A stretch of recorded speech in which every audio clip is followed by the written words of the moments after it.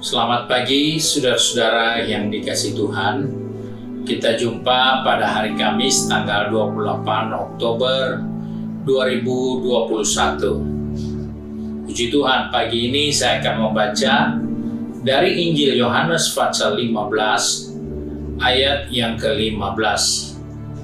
Firman Tuhan berkata sebagai berikut, "Aku tidak menyebut kamu lagi hamba, sebab hamba tidak tahu apa yang diperbuat oleh tuannya. Tetapi aku menyebut kamu sahabat, karena aku telah memberitahukan kepada kamu segala sesuatu yang telah kudengar dari Bapa-Ku." Puji Tuhan. Kita bersyukur kepada Tuhan karena kita menemukan lagi suatu pernyataan yang Yesus sampaikan kepada kita, bahwa tadinya kita adalah hamba dosa dan kita ditebus oleh Yesus sehingga kita menjadi hambanya, hamba kebenaran.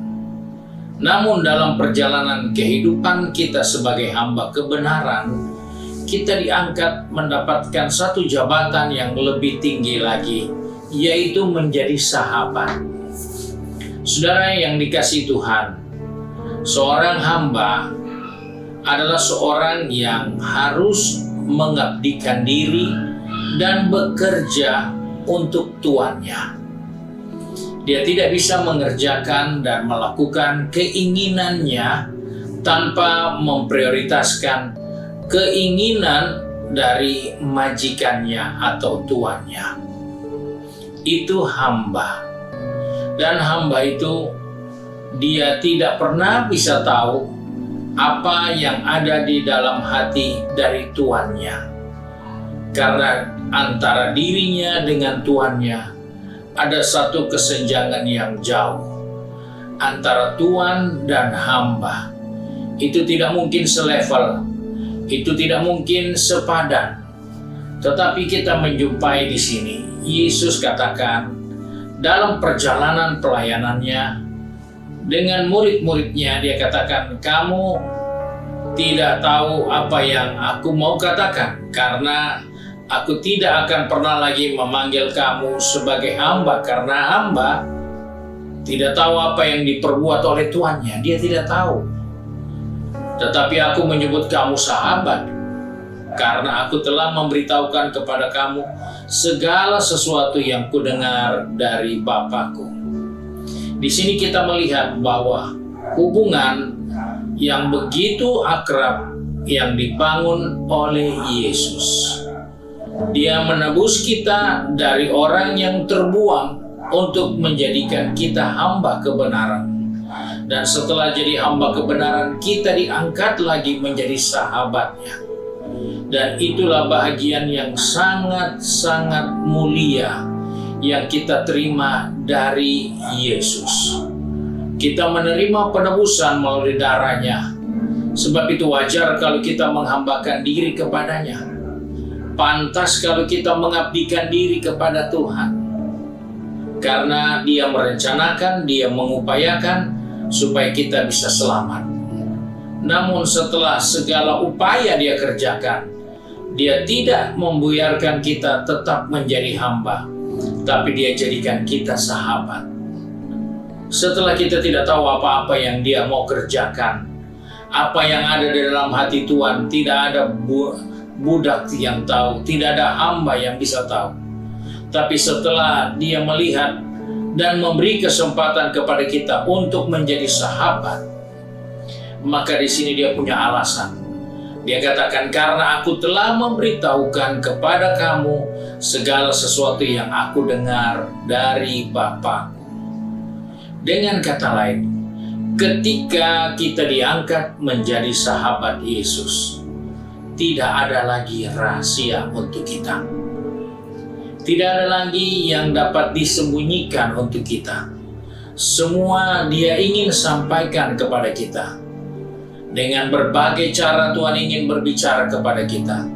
Dengan pengalaman hidup, dengan renungan firman Allah, dengan nasihat, dengan banyak hal lainnya yang Tuhan kerjakan untuk kita menemukan apa yang terbaik Dia berikan kepada kita sebagai sahabatnya. Sehingga kita bisa tahu apa yang Dia sampaikan kepada kita itu adalah rahasia yang ada pada Bapa, diberitahukan kepada kita. Kita melihat bahwa luar biasa kasih karunia Allah. Kita bukan hanya diselamatkan dan kita menjadi hamba kebenaran, tapi kita diangkat begitu rupa sehingga kita bisa menjadi seorang yang jauh lebih dalam mengetahui apa yang Bapa di surga kehendaki untuk kita lakukan.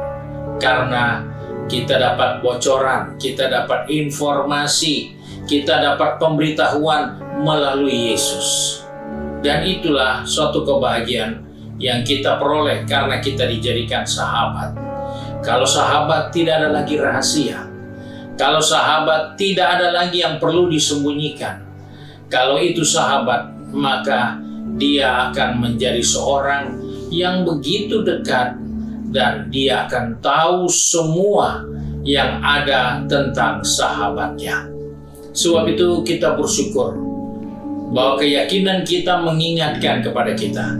Kita bukan orang yang punya hubungan dengan Tuhan yang begitu jauh, tapi ternyata kita punya hubungan bisa menjadi lebih akrab dari biasanya karena kita menjadi sahabat yang bisa mengetahui apa yang ada di dalam hati Bapa yang disampaikan Yesus kepada kita. Itulah keuntungan seorang sahabat. Dan kalau sahabat, kita akan melihat perlakuan yang berbeda dengan hamba. Kalau hamba tidak ada hak, haknya diambil untuk mengabdikan diri kepada tuannya. Tetapi kalau sahabat, dia punya hak, tidak diambil. Dia punya bahagian yang dia bisa dapat dari sahabatnya karena begitu dekat. Nah, sebab itu saudara yang dikasihi Tuhan, hari ini kita diingatkan, kita membawa diri kita kepada Tuhan, bukan sebagai hamba, tapi bawalah dirimu di hadapan Tuhan sebagai sahabat.